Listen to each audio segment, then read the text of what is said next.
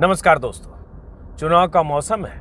5 राज्यों में विधानसभा चुनाव है और आज मैं निकल पड़ा हूं राजस्थान की चुनावी यात्रा पर। एक सप्ताह पहले मैं मध्य प्रदेश में था। ग्वालियर, मुरैना और दतिया इलाके में मैं 6-7 दिन घूमकर जो कुछ मैंने देखा मेरे वीडियो में आपने देखा, लेकिन अब लगा कि जरा राजस्थान भी देखा जाए। अभी जिस सड़क से जा रहे हैं, शानदार सड़क आपको दिख रही होगी। ये गुरुग्राम में सोहना से लेकर मुंबई तक जाती है, मुंबई एक्सप्रेस हाईवे। कुछ महीने पहले इसका उद्घाटन हुआ था, तो लगा जरा इस सड़क का भी आनंद लिया जाए। मेरे ख्याल से अगले 1.5 घंटे में मैं जयपुर पहुंचूंगा। और राजस्थान का चुनाव इस बार मध्य प्रदेश और राजस्थान की तुलना करें तो मध्य प्रदेश से अलग है थोड़ा।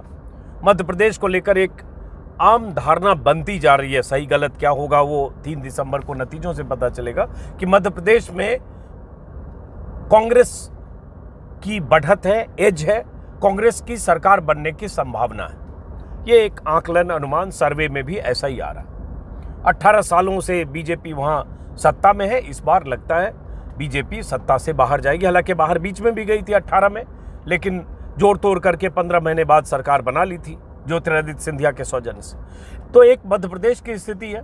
और फिर मैं आगे भी मध्य प्रदेश जाऊंगा। लगातार चुनाव वहां मध्य प्रदेश में अगले महीने 17 नवंबर को है। 25 नवंबर को राजस्थान में चुनाव है। आज मैं जा रहा हूं जयपुर और उसके बाद देखूंगा कहां जाता हूं। राजस्थान में एक रिवाज रहा है करीब 30 सालों से। रिवाज यह है कि हर 5 साल में सरकार बदलती है।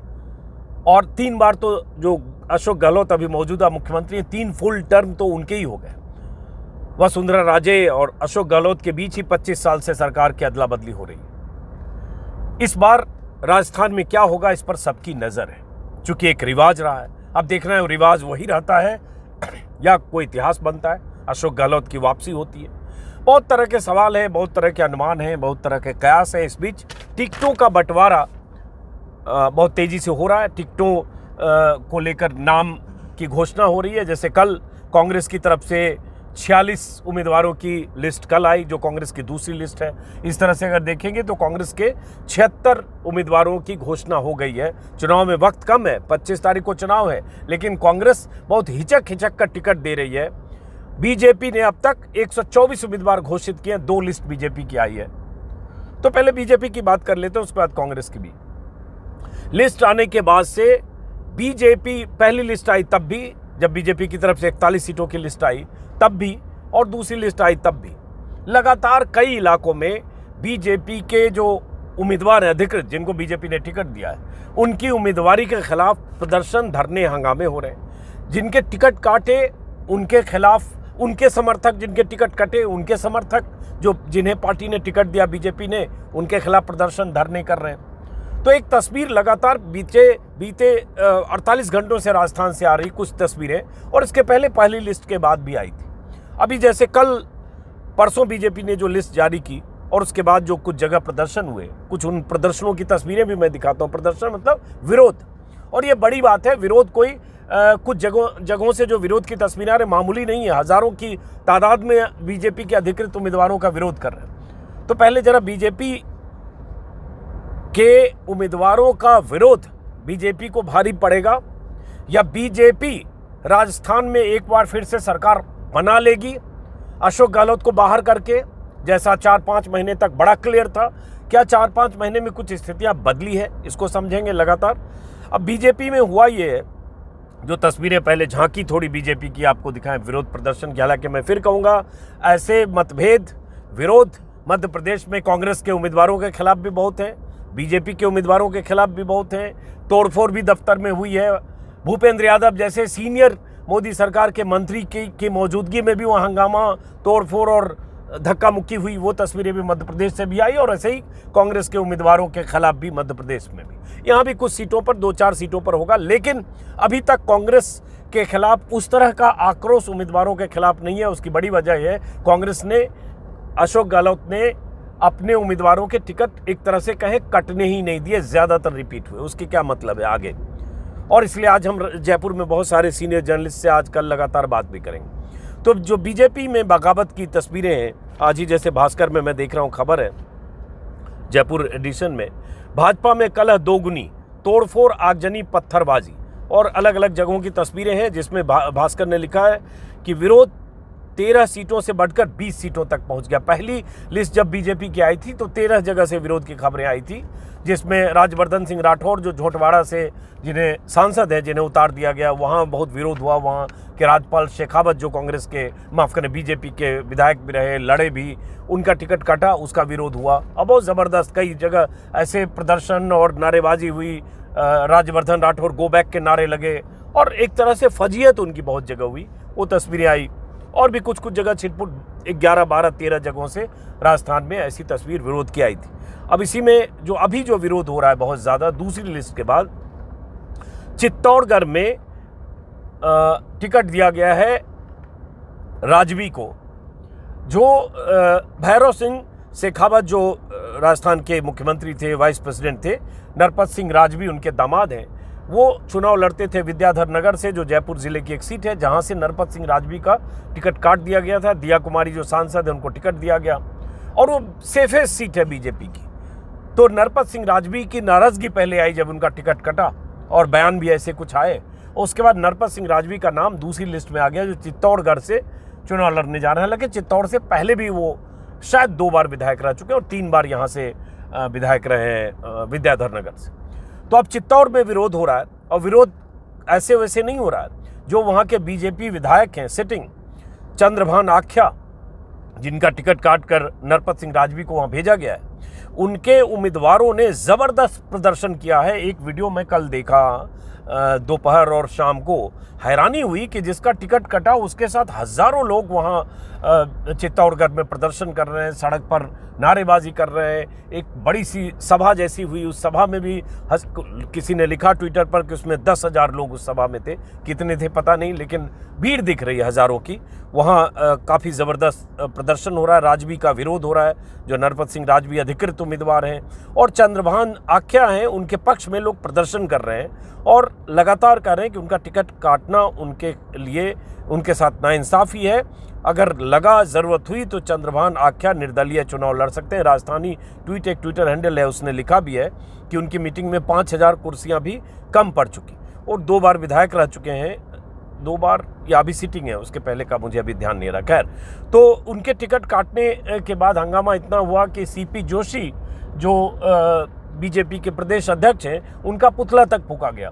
सीपी जोशी के खिलाफ नारे लग रहे हैं, मोदी तुझसे बैर नहीं, सीपी जोशी तेरी खैर नहीं, इस तरह के नारे लग रहे हैं। कुछ तस्वीरें मैं चाहता हूं आप देखिए, जिससे आपको अंदाजा लगे कि बीजेपी के अधिकृत उम्मीदवार के खिलाफ ये बगावत, ये विरोध बीजेपी को बहुत भारी तो नहीं पड़ने वाला। कुछ और जगहों की बात बताता हूं, पहले इन तस्वीरों को देखिए। तुझसे बैर नहीं, सीपी तेरी खैर नहीं, मोदी तुझसे बैर नहीं, सीपी तेरी खैर नहीं, अरे मोदी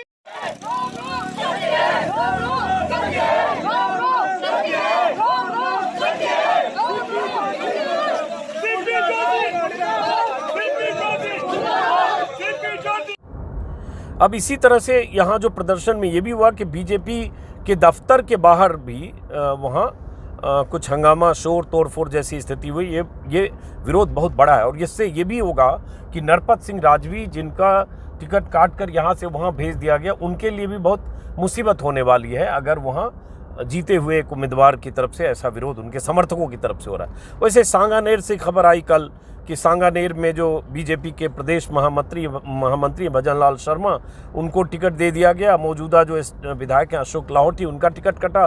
तो वहाँ भी जो अशोक लाहौटी के समर्थकों ने बहुत विरोध किया। तस्वीरें आप स्क्रीन पर देख रहे हैं, ये सांगानेर की तस्वीर है, वहाँ भी काफ़ी हंगामा हुआ।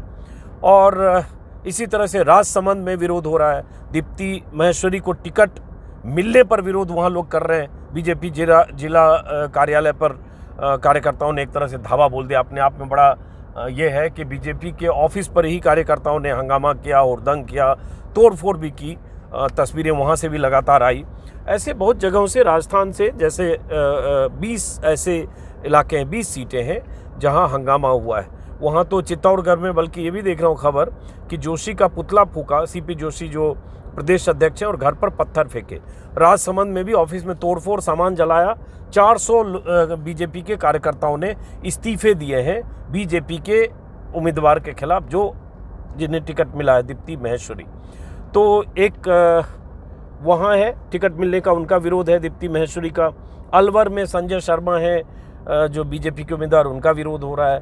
उदयपुर में ताराचंद जैन है, कोई उनका विरोध हो रहा है। बीकानेर में सिद्धि कुमारी का विरोध हो रहा है। सांचौर में पहले पिछली लिस्ट में ही खबर आई थी कि सांचौर में देवी सिंह पटेल जो सांसद हैं उनको उतार दिया गया, उससे उनके इलाके के कई बड़े नेताओं ने बगावत कर दी। बड़ी बड़ी पंचायतों की तस्वीरें आई। झोटवाड़ा का तो मैं जिक्र कर चुका। तो इस तरह से अगर 1.5 दर्जन से ज़्यादा सीटों पर विरोध है तो क्या बीजेपी को ये मुश्किल होगी, ये देखने की बात है। इसी तरह से मैं देख रहा हूँ जयपुर भीलवाड़ा में भी विरोध की जानकारी आ रही है कि मांडलगढ़ से जो बीजेपी विधायक हैं गोपाल खंडेलवाल को टिकट दिया गया, उसका विरोध हो रहा है। उसके बाद और छिटपुट ऐसी जगह, कई जगह से कुंभलगढ़ में भी कुछ विरोध की खबरें हैं। इसमें आ रहा है भास्कर में देख रहा हूँ कि नाथद्वारा से विश्वराज सिंह मेवाड़ और कुंभलगढ़ से सुरेंद्र सिंह राठौर को टिकट मिलते ही विरोध फूट पड़ा। स्थानीय बीजेपी कार्यालय में 400 से अधिक कार्यकर्ताओं ने जिला अध्यक्ष को इस्तीफे सौंप दिए और उसके बाद हंगामा कर रहे हैं। तो ये तो हंगामा, विरोध, प्रदर्शन और कुछ जगह जैसे चित्तौड़गढ़ में हज़ारों की तादाद, क्या ये बीजेपी के लिए मुश्किल इससे होगी। इस बीच बीजेपी ने अगर लिस्ट की बात करें तो काटछांट तो की है। पहली लिस्ट में सांसद भी थे। अब जैसे नेता प्रतिपक्ष जो हैं बीजेपी नेता राजेंद्र राठौर जो चुरू से मेरे ख्याल से 6 बार चुरू से विधायक रहे, उनको इस बार चुरू ज़िले की एक सीट है तारा नगर, वहाँ उनको लड़ाया जा रहा है। हालांकि ये भी खबरें हैं कि वो जानबूझकर वो खुद चाहते थे तारानगर से लड़े। तारानगर से एक बार वो विधायक शायद 2003 में तारानगर से वो विधायक रह चुके हैं, शायद 2003 अगर ध्यान आ रहा है, पढ़ा था मैंने। तो एक बार लड़ के जीत चुके हैं, लेकिन वहाँ उनको भेजा गया। अभी लगातार 2 बार चुरू से थे, इसके पहले भी 3 बार चुरू से थे, 5 बार के चुरू के विधायक, 5 या 6 जो भी है, 5 ही है शायद। तो उनका टिकट चेंज होना, अब ये कहा जा रहा है कि उनको चुरू में चिंता थी इसलिए चेंज हुआ। ऐसे और जगह से ये सब बीजेपी में खबरें आ रही है लगातार। इस बीच राजेंद्र राठौर ने एक बयान दिया जो प्रदर्शन और हंगामे की वजह से लगातार जब बीजेपी की छवि पर चोट पहुंच रही है, विरोध पर, तो राजेंद्र राठौर का एक बयान है, बड़ा दिलचस्प बयान है। मैं चाहता हूं बयान सुनिए, कुछ सेकंड का बयान है जिसमें कह रहे हैं हमारे पहलवान मालिश करके तैयार हो रहे हैं। सुनिए बयान। 124 योद्धाओं को चुनाव मैदान में उतारा है। ये लोकतंत्र का युद्ध है, पर सामने वाली पार्टी जो सत्ता में है वो 3 दर्जन भी योद्धा पूरे नहीं कर पाए। कांग्रेस का अंतर्द्वंद आज भी जारी है, कल भी जारी रहेगा। ये किस्सा कुर्सी का पटाक्षेप, पर्दा गिर गया, पर द एंड तब होगा जब चुनाव में कांग्रेस चारों खाने चित जाएगी। भारतीय जनता पार्टी ने सामूहिकता के आधार पर पार्टी में कटिबद्ध लोगों को, जो विचार के साथ जुड़े हैं, उन लोगों का चयन हमारे आलाकमान ने किया है। और अब यदा कदा कोई एक छोटी मोटी बात हो तो दूसरी हो, पूरी पार्टी एकाकार है, संगठन के साथ खड़ी।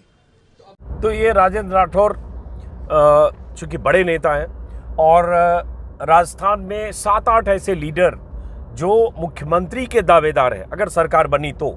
वसुंधरा को लेकर लगातार खबर बीते कई महीनों से, वैसे वो सर्वविदित तथ्य है कि वसुंधरा राजे को केंद्रीय नेतृत्व जिसमें मोदी और शाह हैं पसंद नहीं करते हैं। दोनों की फ्रीक्वेंसी नहीं है, 36 का रिश्ता है। ये कई सालों से, जब से मोदी जी की सत्ता केंद्र में आई है तब से, कोई नई बात नहीं है। लेकिन बीते कुछ महीनों से लगातार ऐसी खबरें आ रही थी कि वसुंधरा को नज़रअंदाज किया जा रहा है, किनारे किया जा रहा है। कुछ तस्वीरें भी आई जब अमित शाह से वसुंधरा की मुलाकात हुई एयरपोर्ट पर, जब एयरफोर्स के विशेष विमान से पहुंचे और जिस ढंग से उन्होंने नज़रअंदाज किया जब कतार में वसुंधरा थी और उनको एक गुलाब का फूल दिया। बहुत सारे और नेता थे, बाकियों से उनकी फ्रीक्वेंसी वसुंधरा से दिखी। वैसे मोदी की रैली में वसुंधरा राजे सिंधिया को नज़रअंदाज किया जाना कहें, या वसुंधरा की मौजूदगी में वसुंधरा पीछे दिख रही हैं फ्रेम में और दिया कुमारी को मंच संचालन करने देना, तो और दिया कुमारी को सांसद होते हुए जो विद्याधर नगर की सीट से उतार देना। दिया कुमारी जयपुर राजघराने की राजकुमारी हैं, उनके बेटा जो हैं प्रद्युम्न सिंह शायद वही अभी जयपुर के महाराज हैं। तो एक तरह से महारानी वर्सेस राजकुमारी है। महारानी से केंद्रीय नेतृत्व की खटपट, महारानी की काट के लिए ही तो नहीं दिया कुमारी को लाया जा रहा है, आगे बढ़ाया जा रहा है। हालांकि एक समय दिया कुमारी को राजनीति मतलब बीजेपी में 2013 के आसपास वसुंधरा राजे ही लेकर आई थी, लेकिन दोनों के 36 के रिश्ते हैं। तो ये कहा जा रहा है कि एक राजघराने की जो महारानी है उनसे चूंकि बीजेपी के केंद्रीय नेतृत्व की नहीं पड़ती है, या उन्हें आगे अब मुख्यमंत्री के दावेदार के तौर पर, या अगर सरकार बनी तो कहीं कुर्सी के दावेदार के तौर पर बीजेपी नेतृत्व नहीं देखना चाहता है, इसलिए दिया कुमारी को आगे बढ़ाया जा रहा है। तो दिया कुमारी को के समर्थक नारे भी लगा रहे थे, अब की बारी दिया कुमारी टाइप का। इसी तरह का दिया कुमारी की मुख्यमंत्री की दावेदारी राजेंद्र सिंह राठौर और बहुत सारे नेता, एक दर्जन में से कम 6-7 तो ऐसे सीरियस होंगे जो मानते हैं कि गजेंद्र सिंह शेखावत से लेकर अश्विनी वैष्णव तक और अर्जुन मेघवाल से लेकर ओम बिरला तक, ये सारे नाम हवा में वहाँ तैर रहे हैं कि अगर सरकार बनी तो ये मुख्यमंत्री इनमें से कौन होगा। वसुंधरा तो नहीं होगी, ऐसा बहुत सारे लोग मानते हैं। तो खैर, ये सब एक आपसी गुटबाजी के बीच ये जरूर हुआ कि बीजेपी की जो सेकेंड लिस्ट आई, उस सेकेंड लिस्ट में वसुंधरा समर्थकों की तादाद ठीक ठाक है। कहते हैं कुल मिलाकर देखें तो 28 से 30 वसुंधरा के समर्थक हैं। तो इससे लगता है कि चाहे अनचाहे बीजेपी का केंद्रीय नेतृत्व वसुंधरा के समर्थकों को टिकट देने में वसुंधरा को नाराज नहीं कर पाया, नाराजगी मोल लेने का जोखिम नहीं ले पाया, क्योंकि लगा कि वसुंधरा अगर नाराज होगी और उनके समर्थकों ने अगर उनके टिकट कटे और वो बागी खड़े हो गए, निर्दलीय खड़े हो गए, तो बीजेपी की 10, 20, 25 सीटों पर नुकसान तो सीधे इससे हो जाएगा। इसलिए उनके लोगों को टिकट मिला। हालांकि अभी 124 सीटें घोषित हुई है, 200 की असेंबली है, अभी बाकी सीटें जब भी बीजेपी की घोषित होती है। लेकिन सबसे लेट लतीफ़ी है कांग्रेस में। अब कांग्रेस की सरकार है 5 साल से। पहले जो ऐलान कई बार किया जा रहा था इशारों में, डायरेक्टली इनडायरेक्टली, उसमें था कि सितंबर तक लिस्ट आ जाएगी, चुनाव से 2 महीने 3 महीने पहले लिस्ट आ जाएगी। लेकिन सबसे देर से, हीला हवाली से कांग्रेस की लिस्ट आ रही है, जो कल देर रात एक आई, देर शाम कहें 8-9 बजे के बीच में, 43 सीटों की। और इसके पहले एक लिस्ट आई कांग्रेस की छोटी सी 33 सीटों की, और उन कांग्रेस की लिस्ट में ज़्यादातर रिपीट है। ये एक जनरल परसेप्शन है राजस्थान में। जितने लोगों से बात होती है, अब मैं जाऊंगा तब देखूंगा, चूंकि मैं गया नहीं हूं, जनरल परसेप्शन है कि अशोक गहलोत के जो विधायक और मंत्री हैं उनमें से 40% ऐसे हैं, 40 मान लीजिए आंकड़े में सीधे, जिनके प्रति नाराजगी है स्थानीय उनके कार्यकर्ताओं की कहें या उनके इलाके के मतदाताओं की।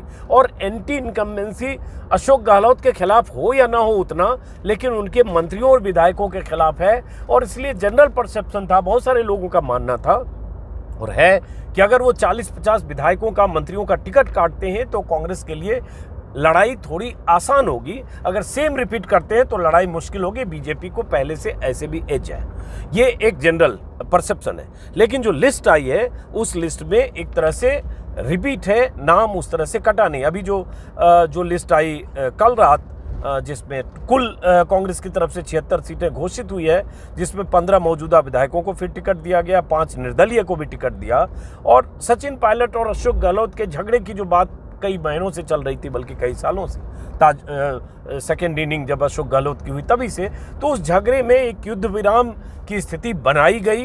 केंद्रीय नेतृत्व, पार्टी हाईकमान, सोनिया गांधी, राहुल गांधी या जो भी है, उन लोगों की दखल के बाद, और अब उस युद्ध विराम की स्थिति में ये भी आपसी समझौता रहा होगा, रजामंदी, कि सचिन पायलट के जो विधायक हैं, समर्थक हैं, जिन्होंने उस समय एक समय बगावत भी की थी, 18, 20, 22 जो भी थे, उनको टिकट देने में या उनका टिकट काटने की बात अशोक गहलोत ना करें, या उनका विरोध अशोक गहलोत ना करें, और बदले में सचिन अशोक गहलोत के वफादारों, समर्थकों के टिकट का विरोध ना करें। कुछ ऐसी रजामंदी हुई होगी। उसी का नतीजा है कि सचिन के लोगों को भी टिकट, दूसरी लिस्ट में उनके लोगों का भी टिकट दिया गया। इसी तरह के दोनों के बयान भी आए थे। अशोक गहलोत ने जो दिल्ली में प्रेस कॉन्फ्रेंस की थी, तब भी उन्होंने इसी तरह का कुछ बयान भी दिया था कि आपसी भाईचारा और मोहब्बत की बात, और उसको उसी तरह का जवाब सचिन पायलट ने भी दिया।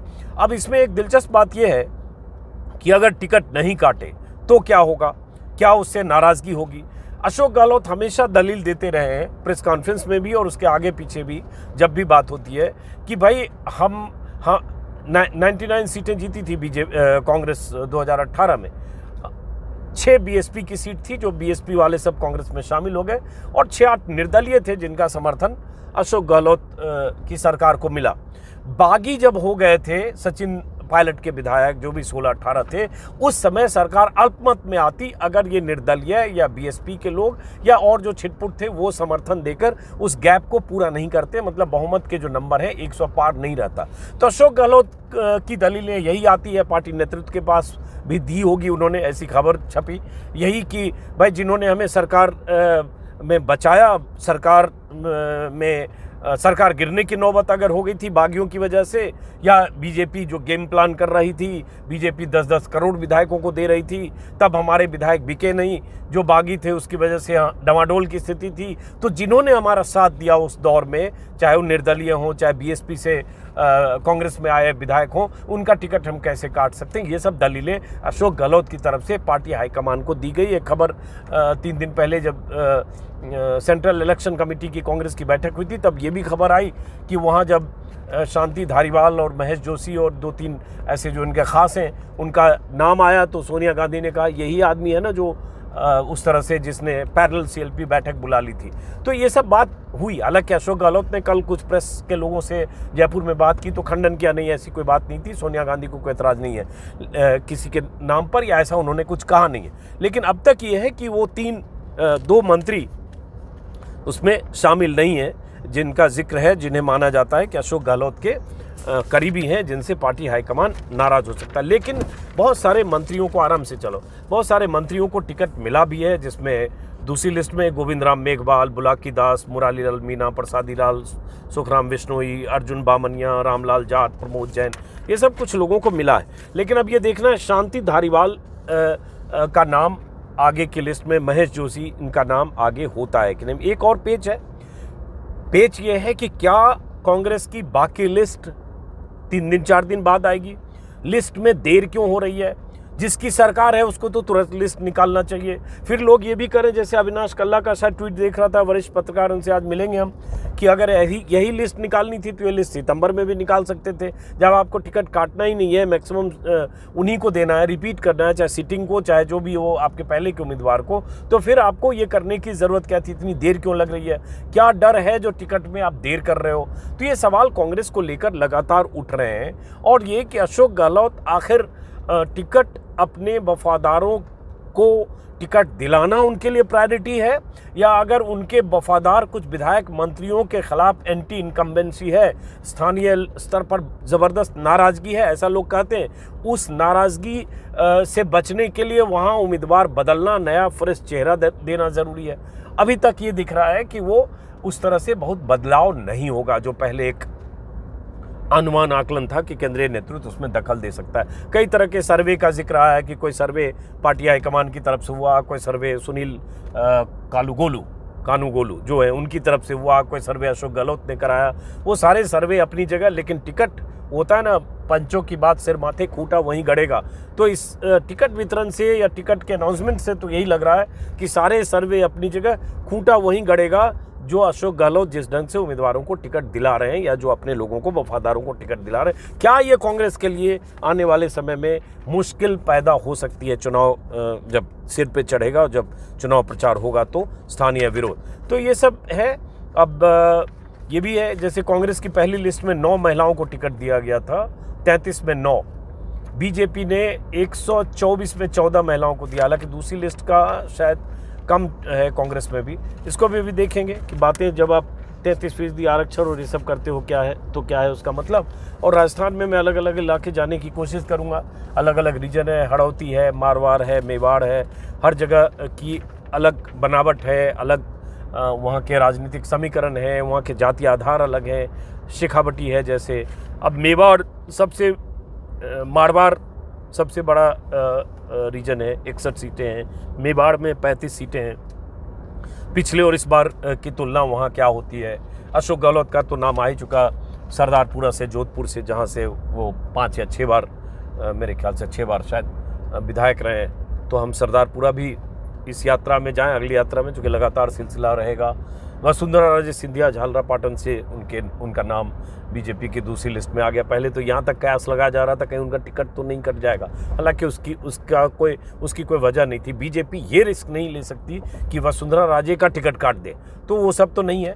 लेकिन अब चुनाव प्रचार में वसुंधरा राजे की भूमिका कैसी होती है, कितनी सक्रियता, क्या वो सिर्फ अपने समर्थकों जो उनके वफादार हैं जिन्हें टिकट मिला उनकी सीट पर जाती हैं या पूरे राजस्थान में जाती हैं, तो बहुत सारे फैक्टर हैं। उन फैक्टर्स के बीच एक बड़ा फैक्टर अशोक गहलोत की वो तमाम योजनाएं, जो योजनाएं अशोक गहलोत ने लॉन्च की हैं, जो योजनाएं एक तरह से चिरंजीवी योजना हो, चाहे सिलेंडर की योजना हो, चाहे उस तरह के लोक कल्याणकारी योजनाएं जो अशोक गहलोत ने की है, जिसके बारे में कहा जाता है कि 4 महीने पहले, 6 महीने पहले, 8 महीने पहले बीजेपी बहुत आगे थी, लेकिन उन योजनाओं के बाद जो अशोक गहलोत ने कई तरह के स्कीम्स लॉन्च की, उन स्कीम्स के बाद अशोक गहलोत मतलब कांग्रेस सरकार थोड़ी बेहतर स्थिति में आई। अब वो सारे मैं योजनाओं का, स्कीम्स का वो मैं विज्ञापन भी लेके आया कि ज़रा देखूंगा कि ये सब जो विज्ञापन देकर अशोक गहलोत ने इतना माहौल बनाया है, क्या इसका फ़ायदा होगा।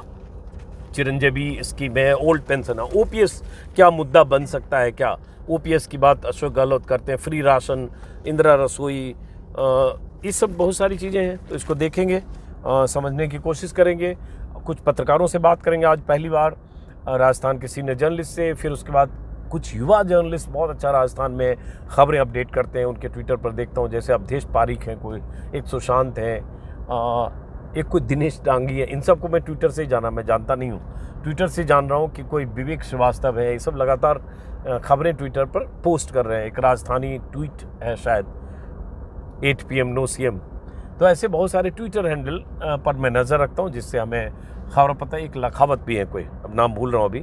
तो इन्हीं सब से जो सूचनाएं मिलती हैं दिल्ली में रह के, अब कुछ इनमें से ऐसे युवा पत्रकारों से भी मिलूँगा, जिससे थोड़ा अंदाज़ा लगे और ज़मीनी हकीकत तो देखने की कोशिश करूँगा ही।